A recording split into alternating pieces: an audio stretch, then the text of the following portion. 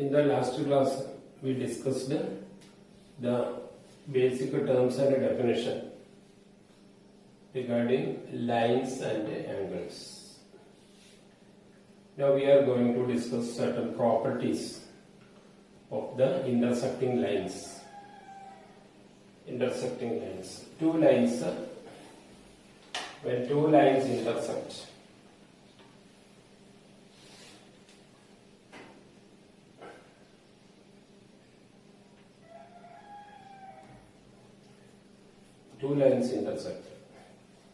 we get many angles.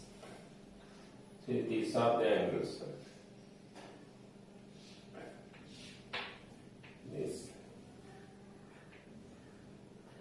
These two angles are called angle 1 and angle 2 are called vertically opposite angles.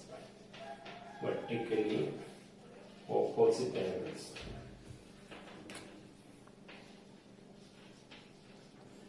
Similarly, angle 3 and angle 4.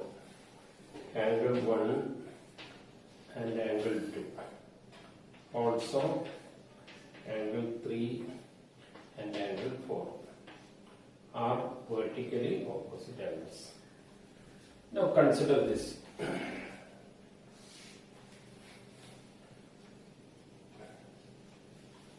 A line,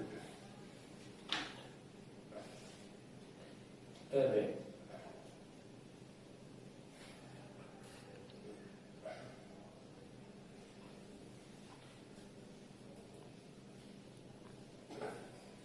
here this ray A, B, C, D. AB is a line and AC is a ray. AC stands on the line. Ray AC stands on the line A. Then what do we get? Two adjacent angles. These are two adjacent angles.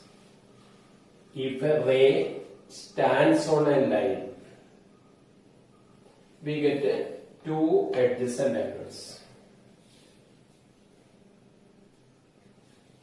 The measure of such two angles, sum of the measures of such two angles is 180 degrees. Why? They are adjacent angles, and the ray AC stands on the line. We know that the total straight angle is 180. So, sum of these two adjacent angles is 180. Line AB makes a 180 degrees straight angle. This is a straight line. So, total angle 1 and angle 2. Angle 1 plus angle 2 equal to 180. This idea can be treated as an axiom. Axiom 6.1. What do you understand by the term axiom? You heard theorems, and you are familiar with certain theorems. Some theorems you have already learned. But an axiom, is there any difference, or are they like axiom and theorem? There is a difference between an axiom and a theorem. An axiom is a term or a statement which we can accept without proof. No proof is required. But a theorem is a statement which can be proved using axioms and other theorems or definitions, etc. I told you that there is a difference between axiom and a theorem. An axiom is a statement or a common notion, idea which we can accept without proof. For example, a party's a part is smaller than the whole. A part is smaller than the whole. A part. Consider a rectangle. A part of it is this portion, a square, small square. A part is smaller than the whole. Consider this statement. Part is smaller, or the whole is greater than a part. The whole is greater than a part. Which we can accept universally, because this statement requires no proof. That is clear. Similarly, if x is equal to y, then what is x plus a?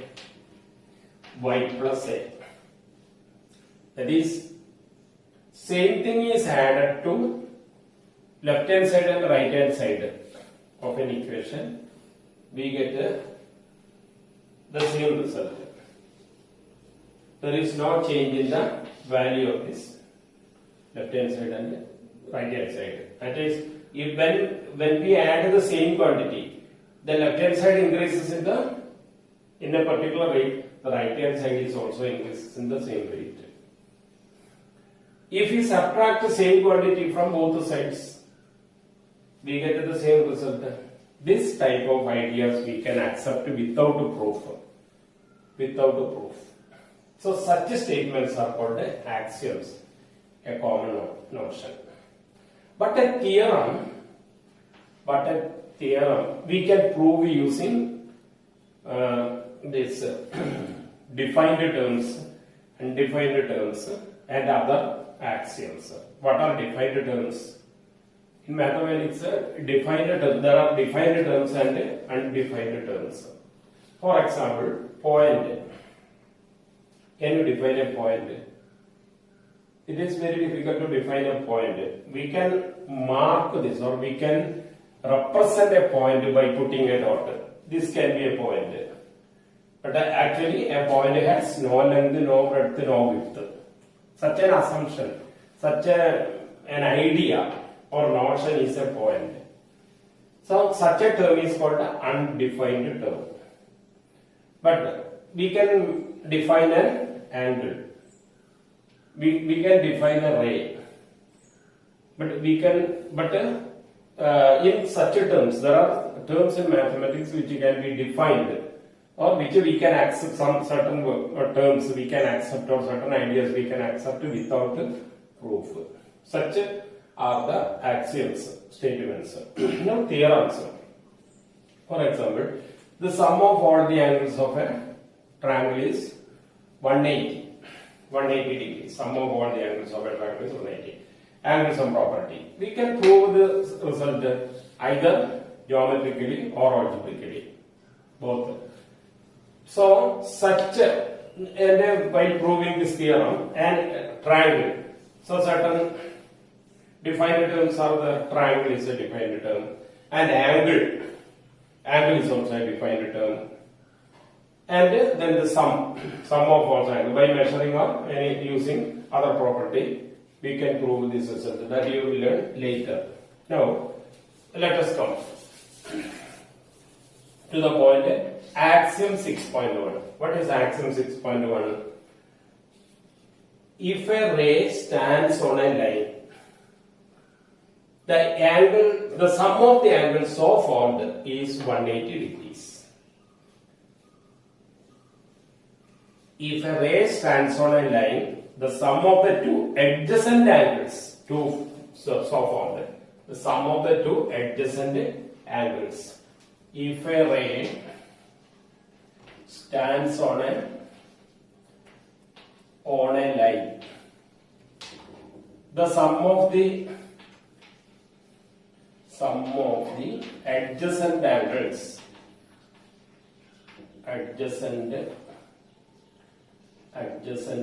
angles so formed is 180 degrees. This is the first axiom in the lesson. First axiom. This result we can accept without proof. but it is very clear. This is considered as an axiom, but it is very clear that since the straight angle is 180, measure of the straight angle is 180, and this ray makes it into two angles on the line. So total angle is 180. So sum is 180.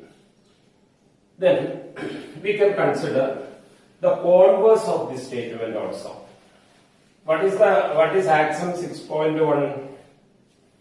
Axiom 6.1 says that if a ray stands on a line, the adjacent angles are formed. Sum of the adjacent angles is 180. 180. Now let us think of its converse. A ray.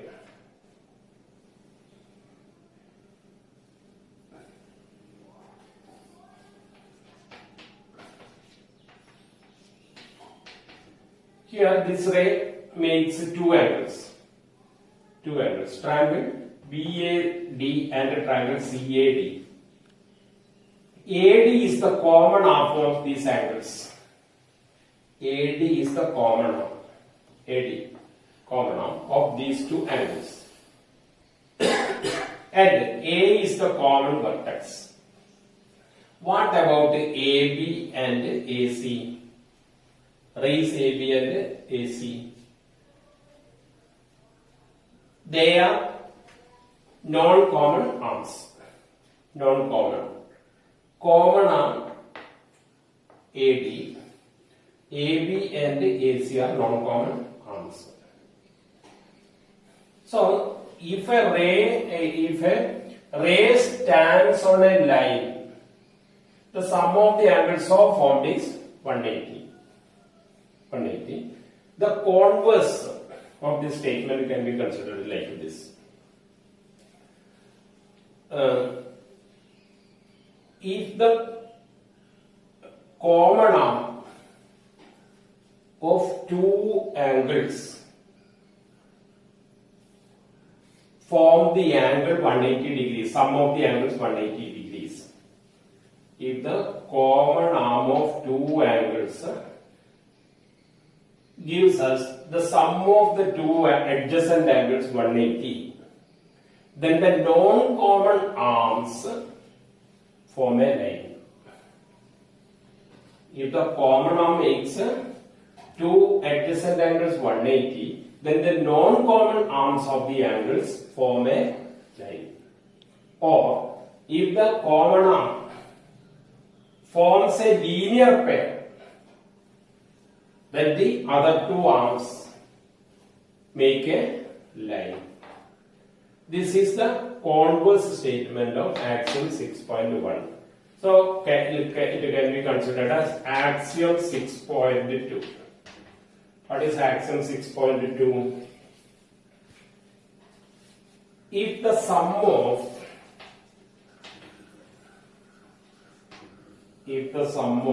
two adjacent angles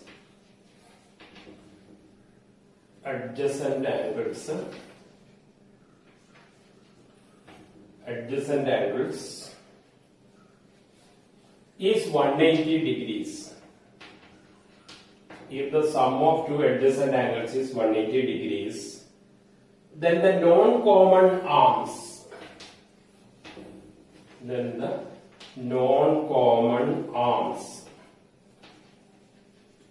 of the angles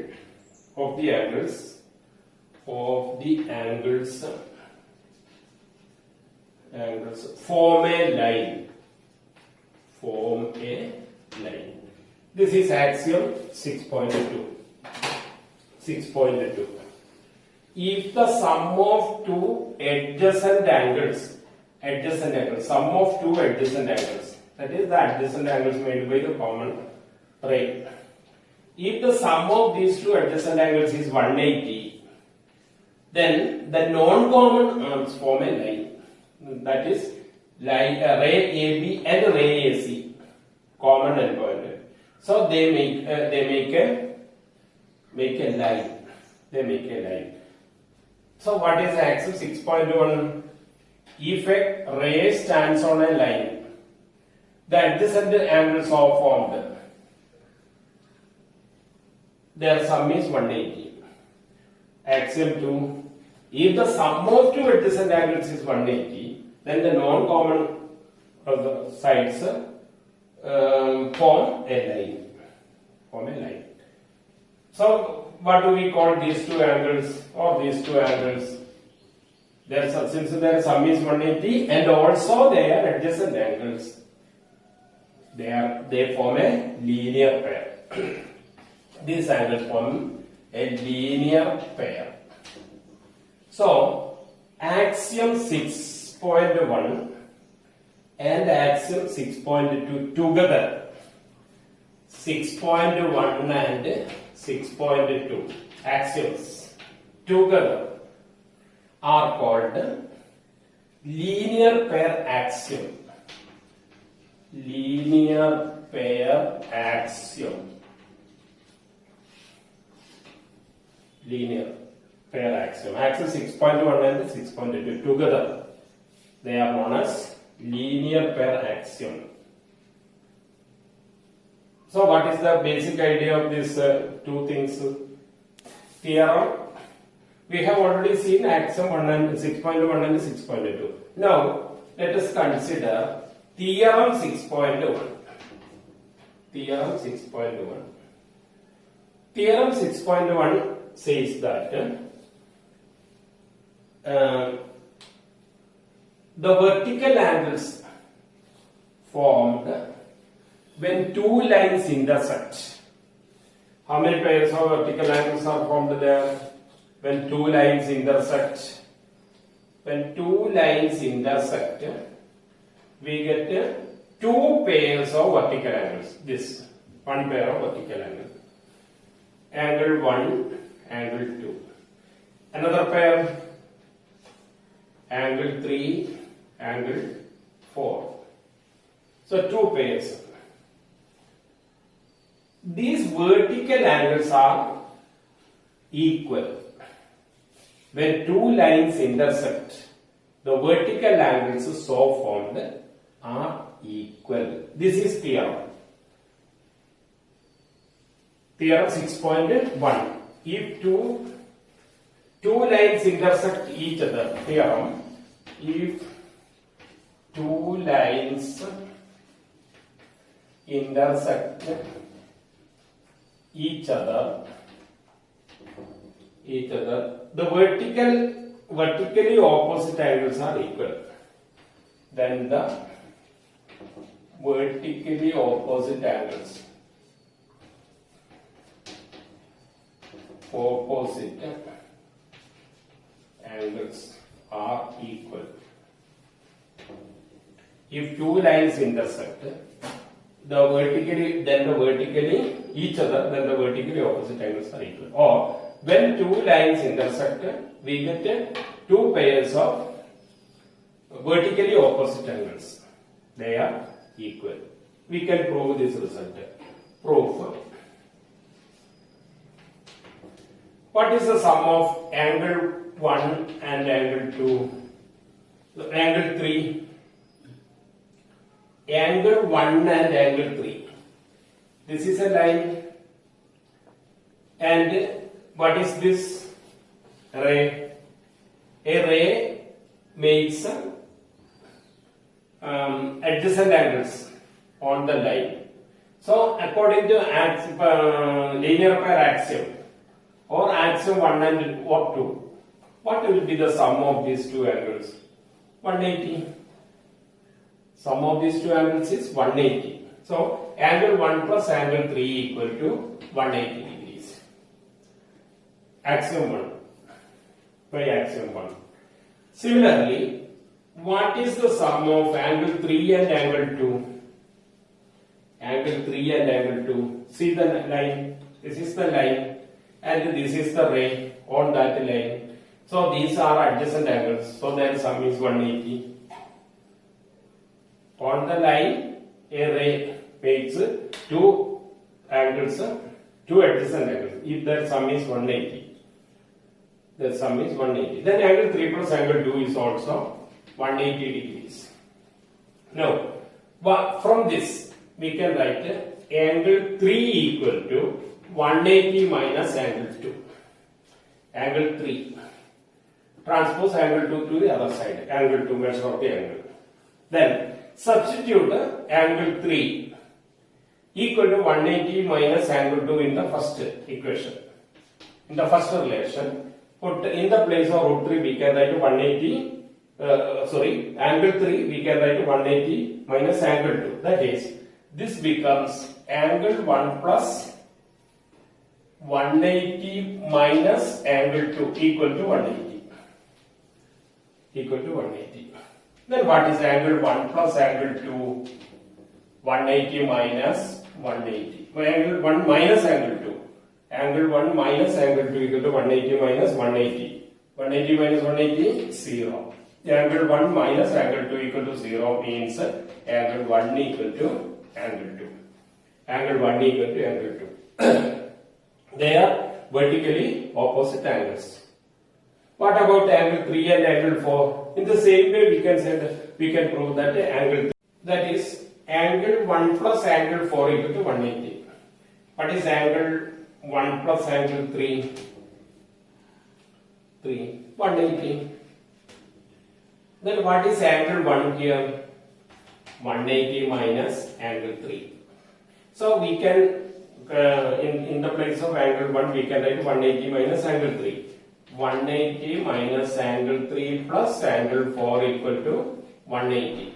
Minus angle 3 plus angle 4 equal to 180 minus 180. Minus angle 3 equal plus 4, angle 4 equal to 0. Minus angle 3 equal to minus angle 4, angle 3 equal to angle 4. That is another pair of opposite, vertically opposite angles are equal. That is, once again, theorem 6.1.